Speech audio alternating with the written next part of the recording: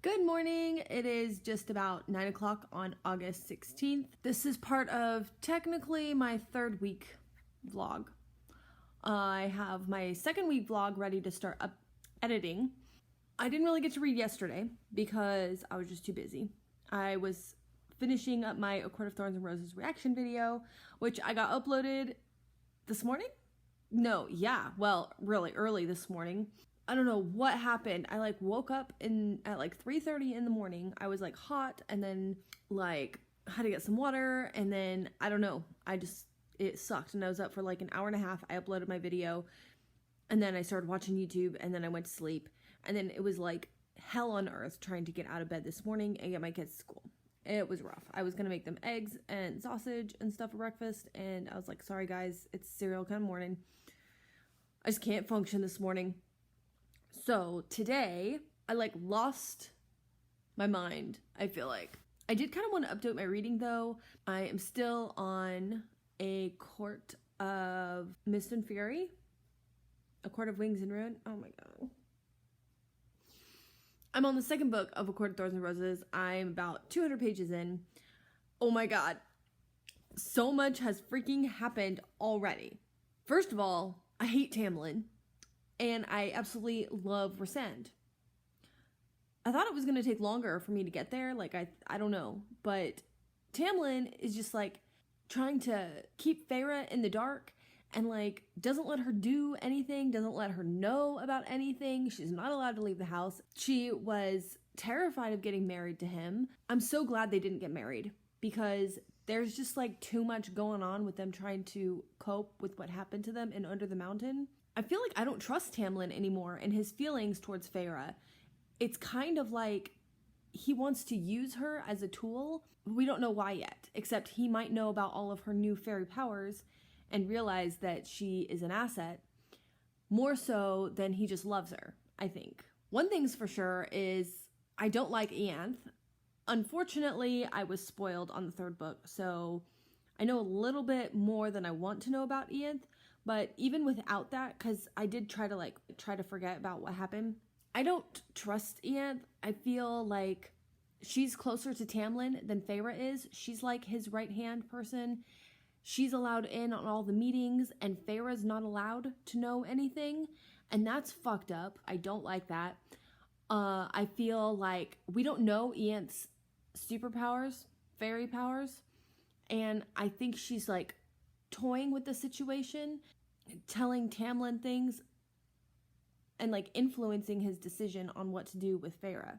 Even when she was a human, he wasn't as overprotective of her, and now that she's strong and has fairy powers and super speed, he's trying to protect her even more, and that's annoying and stupid. Even Lucian wants to train Feyre, but Lucian's just cowering like a bitty baby, but he has to, I get it.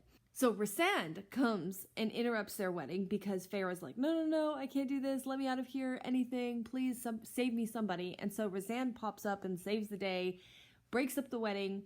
And of course, Tamlin's super upset. I love Rhysand. He's all for helping her realize herself, realize her powers, learn to read, learn to block so people can't read into her mind. I feel there's a sinister reason why they didn't want Feyre to learn about her powers. I really strongly feel that. We will see. Oh, but what has happened now is Feyre has run away from Tamlin. Rhysand saves her and she begs to come with Rhysand and says that she's not going back to Tamlin, not going back to the Spring Court, and she's going to help Rhysand learn to use her powers and all that stuff. So I'm so pleased. I'm so excited. And then we meet Tamlin's inner circle and he makes him out to be super scary and dangerous. And he's like, look, the choice is yours, but I want you to be prepared. They can be scary. So she meets this group of people over dinner and I freaking love them. They're not scary. I mean, sure, they can be scary, but they are really cool. I love how relaxed they are. I love how they just invite Feyre into conversations. They're not hesitant about what not to say around her. They're a little family and they're so close-knit and their guards are down with each other. It doesn't seem like they're playing some political game or something. It's a much different, relaxed atmosphere than it is with Tamlin and around Tamlin. You just really get a sense for that, and I love it so much. Right exactly where I left off is they have just entered the prison on the island, where the most dangerous creatures are, and they are talking to the bone carver trying to get answers. So that's really interesting. I really like that part. What the one female who's in the inner circle, she used to be in that prison, and she is like, basically whatever species she is, there isn't any of them left but her. There's like this ancient story about how fairies were able to move between worlds and somehow they got stuck. So she might be from like a completely different world, and that is so freaking interesting. I am just so excited. So I really want to get to reading. I am trying to like film as many videos as I can right now too and edit them, but I don't want to have all these videos filmed and then lose track of where I'm editing, because I also filmed my home tour yesterday, but I have to edit my vlog before I edit that. I'm still trying to find a good system for planning and tracking the videos that I have to work on. So I feel very disorganized when it comes to that, and it's kind of driving me crazy. I am getting a lot better at making sure I make some progress every day in order to stay on top of it. But I desperately need to take a shower. All I want to do is read, but I feel like I should do something else. Maybe I'll read for like 30 minutes and then, yeah, I don't know. Oh yeah, I also might have picked up a babysitting gig. I've never really babysat before. Except for kids would come over to my house and their parents would like go to the grocery store and be like, just leave them here, it's fine, like they can hang out with me. But they're usually older. So when I moved here, I tried to join groups to meet up with people who are local parents so we could have play dates and stuff with the kids, which I've kind of mostly given up on that. I feel like I don't really have time to do organized events where I don't even want to do those things, do them for just the sake of doing them and meeting people. Yeah, but on one of these Facebook groups, somebody was looking for a babysitter. Why not? They said the baby will already be asleep. Yeah, I might have a babysitting gig tonight for like $10 an hour. So I'm kind of excited. It would be nice to have a little extra cash. There's that. I'm pretty sure I locked down the job, except I'm just waiting to hear back from her as a definite yes. I will be taking books and my laptop, and I can work on stuff. Okay, I'm like stressing out right now because I did not give myself enough time. I have a doctor's appointment in like 15 minutes. It's only 7 minutes up the road, but I think I'll be fine. I'm just like stressing out because I'm one of those people that always arrives like 5 minutes early, or even gives myself like more time. My doctor's appointment, I had to come to my doctor's office because they wrote a prescription for an ultrasound, and now I'm going to my ultrasound appointment, and I lost the freaking paper. So I called them. I'm glad I called ahead. I almost didn't, but I'm glad I called ahead to see if they could print it out for me. My damn seatbelt on. I hate seatbelts. I really suck at seatbelts. Oh my god, I'm gonna have to GPS my way up there. I'm really not excited about this appointment. I don't know why. I think it's just in general, I just haven't wanted to get out of the house. I literally go around the corner to Walmart to do my grocery shopping, and then I stay my ass home. And I go pick up and then I've been taking my kids to school and picking them up from school, and I don't know what it is, like I just don't want to leave the house. I'm totally content staying at home all the time, and I have tons of work to keep me occupied at home. Yeah, it's very different than how it used to be, so it's kind of throwing me off. I don't know. Anyways, that's what I'm doing today. Today is Wednesday, and the only reason I know that is because I put the trash on the curb tomorrow, which I forgot last week. That's really cool. This place is only like 2 blocks from my kids' school. So when I'm done with my appointment, I guess I'm just gonna head over to the school and wait till they get out. and read my book. I'm glad I brought my book. I almost didn't. That would be stupid. Now, where the hell is this fucking office? Yep, not that one. The only good thing about this appointment is waiting in a waiting room and getting to read my book. I'm gonna share what it is the hell that I'm doing. It's one of those appointments where you have to take all your clothes off, and that's not fun at all. There's no part of that that is fun.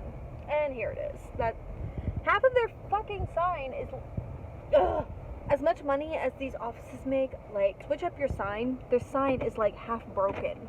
Oh yay, I'm here 10 minutes early. Okay, I was like totally freaking out for nothing. I do that all the time.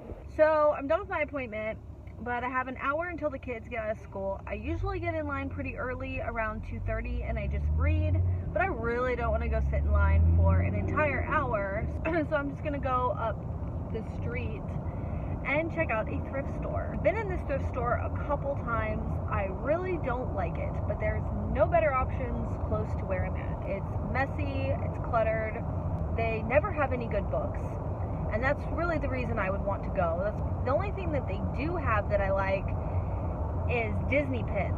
So yeah, so I thought I'd just take you with me while I go through the thrift store and check it out. I was going to do some video inside the thrift store. Every time I go in there, it's always like deserted. But there's actually a ton of people in there, and it felt kind of awkward, and people kept trying to walk past me.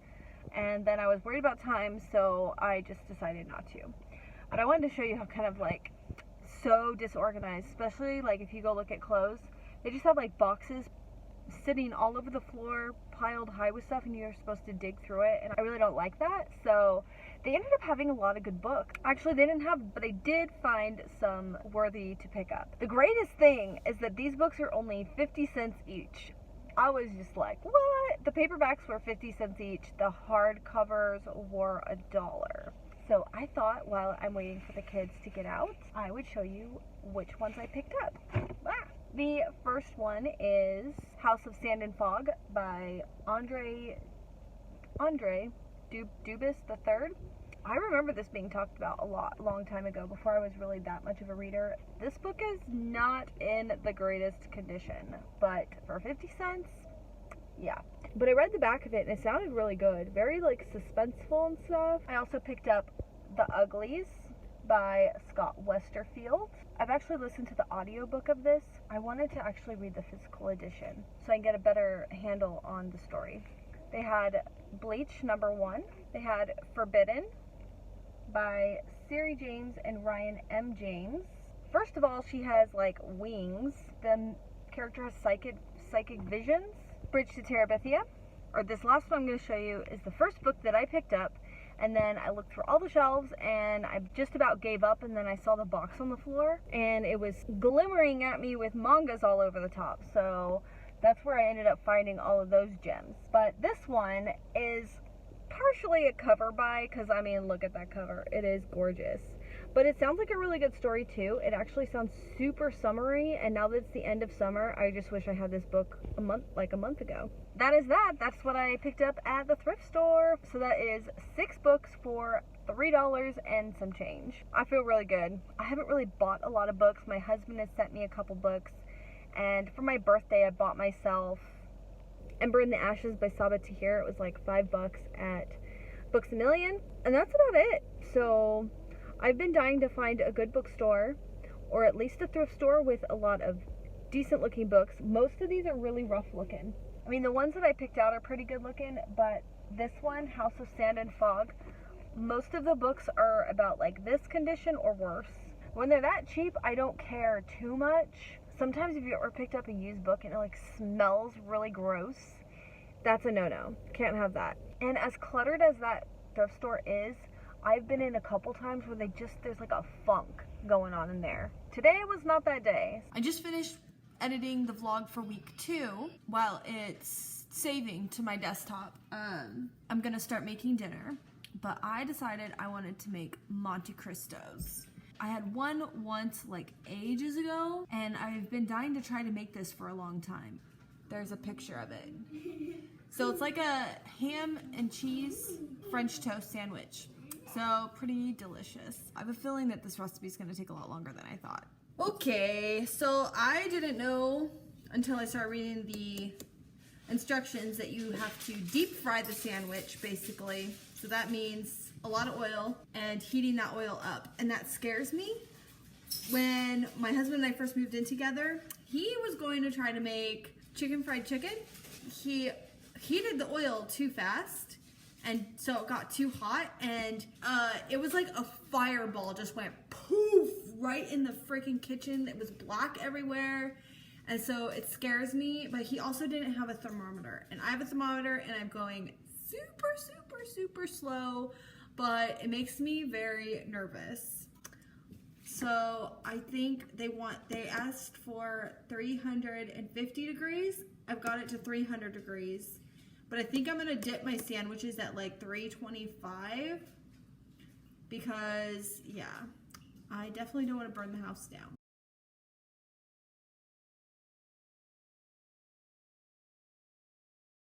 All right, so I found the cutest little bookstore.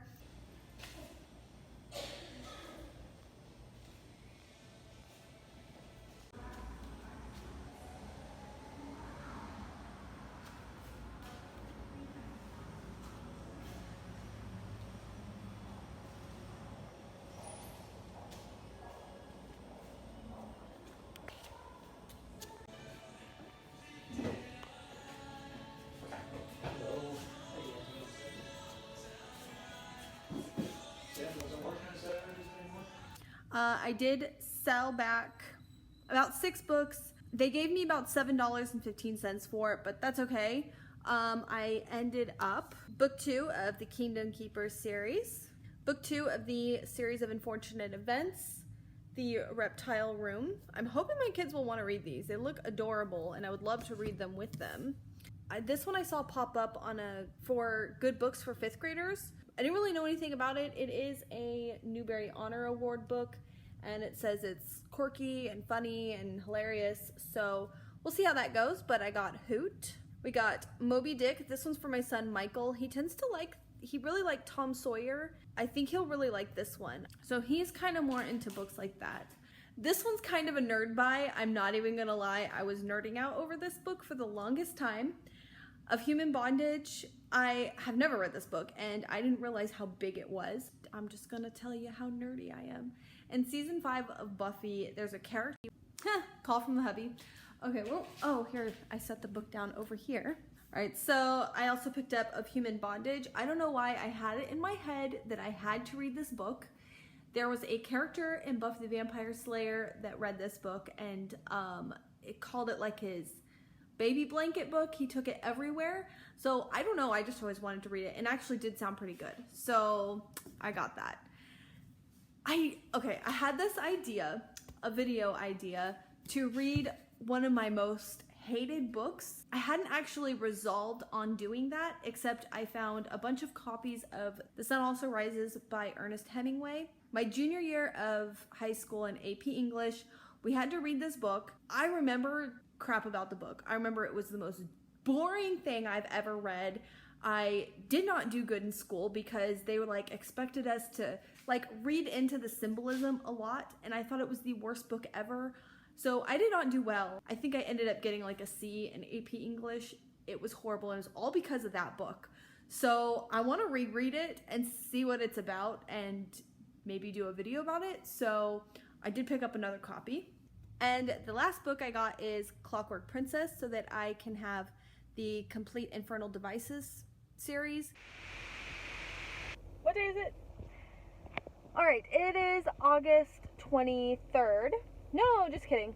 It's August 22nd. This is kind of becoming a regular thing with me while I'm in line waiting to pick up my kids. I haven't really been vlogging lately because, well, it's been pretty much uneventful. The last couple days have been kind of stressful, but updating my reading. I finished This Shattered World. This is book 2 of the Starbound novels by Amy Kaufman and Megan Spooner. A couple weeks ago I said I wasn't going to read that book because I wasn't that excited about the first book, although I enjoyed it. I just wasn't super excited about. That was one reason. And then the only reason I was going to continue the series is to find out what happened to Lilac LaRue and Tarver. So I did go ahead and pick it up, and I'm going to be counting it for my sequel book. I think an E in Transfiguration. A Court of Mist and Fury will be my O for Transfigurations to meet those requirements. But book 2, this book was actually really good. Actually better than the first book. I know, that like never happens, right? I had put down A Court of Mist and Fury and then read that book, and then I read like another 150 pages, 200 pages. I'm on page like 280 now of Court of Mist and Fury. And then I decided to go to the library to pay some late fees. I was looking for some books for my son because we watched a movie called Dragonheart. My son fell in love with it, and all he wants to do is read about dragons now. I went to the library to find him books on dragons. I wasn't going to get myself any books because I already have. They did have the third book, so I'm going to actually use this book for an A in Charms as most beautiful cover because look at that beautiful cover. And it's a library book, so I like have to read it now. So far, it's really good. I'm on page 56 now, but I'm already really, really liking it. Dare say it might be even better than the second book. So I guess that basically updates everything. The thing I've noticed throughout the Starbound series, first of all, they all kind of start out with the love interest meeting, and that seems to be the primary focal point of each book. Each of the characters have some sort of connection to Tarver and Lilac from the first book. In the third book, we have one character from the second book. Also, Tarver and Lilac do make an appearance in this book after all, but our new characters are really cool. Each of the relationships slightly bit different. The first book, it's like a hate to love, and they're basically get trapped together, and they are from different sides of society. Second book, it's like another kind of hate to love, but they are at the opposite sides of a war, military, and then we have a rebel that get together. And in their Fractured Light, we have Gideon, who's this like really, really like amazing hacker. He actually pops up in the first book or in the second book as well. And then we have another character who's kind of a refugee, is seeking for revenge for what happened in book 2. So it's just like, it's so good. It's getting more intense, and the plot is thickening, and there's this huge conspiracy that all these people are coming together to solve, and it's just so good. And now I feel really bad for saying I didn't enjoy the first book, because you have to read the next 2 books, bring it all together, I guess. And this is an interesting reading experience I haven't experienced before. Now I'm like, I wonder if this is going to be kind of what happens if I continue the Illuminae series, since it's both by the same author, and so obviously her storytelling is going to be similar, I believe. And so it's really cool to see all of these like relationship tropes kind of back to back like this. That's where I'm at with my reading. Oh, yeah. Yesterday my husband got back. We started watching season 3 Stranger Things. Oh my god. What the heck is happening? It is so good. Tonight I've played some of our game together. So I'm not going to be getting a whole lot of reading, but I'm trying to squeeze in as much as I can. She found a bug over here, and I killed it, threw it away, and she like can't leave it alone. She's still looking for the bug.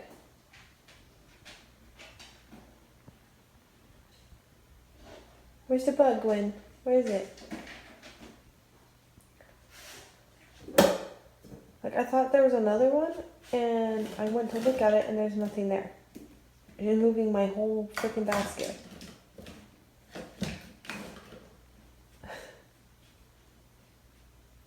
Oh my god, you can hear her sniffing.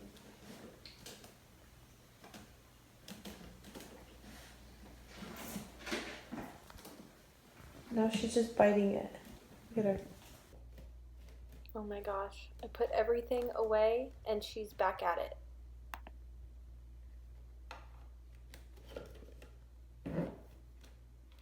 Okay, I'm doing my makeup, but I was really excited to show my son he's doing his first YouTube video. And then what was the kid's name, and he said it had. Okay, I know that this is really nerdy, but this is a mount I've been working for forever in my game. which is Final Fantasy XIV, if you didn't know. I showed this in my last vlog, but this is the Laurel Gubu mount. I don't know how to pronounce it, but you basically have to do these Beast Tribe quests in order to level up within the Beast Tribe to earn the opportunity to purchase this mount, and it is very expensive, but so I've been working really hard to get this mount since like 3 years ago when I started playing it, and you only get like certain amount of quests per day in order to level up, so it takes a lot of time and to get this mount, and I didn't know that this mount was interactive. Most of them are not, and this one will sneeze for you. You can command it to sneeze, and so I was just really excited. I had to show you guys because I just got this mount.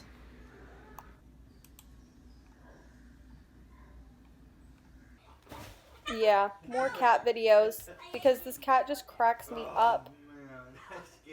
She just was loving on that roll of paper. You're becoming a man. We just left it out for her because she was just having the time of her life.